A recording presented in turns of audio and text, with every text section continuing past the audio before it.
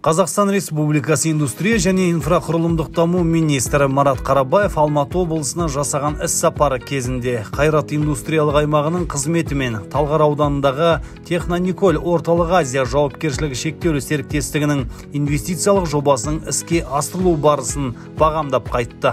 Министр Қонаев қаласының әкімі Нұрлан Құматаевпен бірге темір жолдарға арналған пластмасса бұйымдарын өндіру мен пластик қалдықтарын өңдеумен айналысатын Дорпласт жауапкершілігі шектеулі серіктестігіне аялдады. Сондай-ақ министр Алматы облысындағы жол инфрақұрылымы жобаларының іске асырылуын тексерді. Алматы облысындағы автомобиль жолдары желісінің жалпы ұзындығы 5649 шақырым. Жақсы және қанағаттанарлық жағдайдағы республикалық жолдардың үлесі 94%-ға, ал жергілікті жолдардағы көрсеткіш 91%-ға тең. Биыл осы өңірдің жолдарын дамытуға 61 миллиард теңге бөлінді. Оның ішінде 43 миллиард теңгені 693 шақырымдай республикалық жолдарды күтіп ұстап, жаңғыртуға, сондай-ақ күрделі және орташа жөндеуге жұмсау жоспарланған.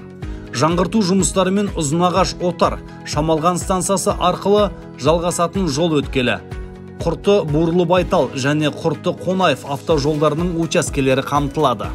Ал Көкпек Кеген, Түп, Өзбекстан шекарасы, Шымкент Тараз, Алматы Қорғас, Алматы Өскемен Шаманайха, Ресей Федерациясы шекарасы мен Алматы Бішкек және Алматы Қорғас жолдарын күрделі жөндеуден өткізу межеленген.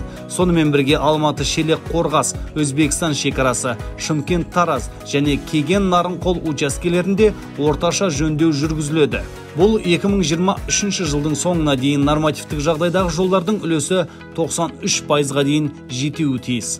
Бұл жұмыстар арқылы 2023 жылдың соңына дейін нормативтік жағдайдағы жолдардың үлесі 93%-ға дейін жетуі тиіс.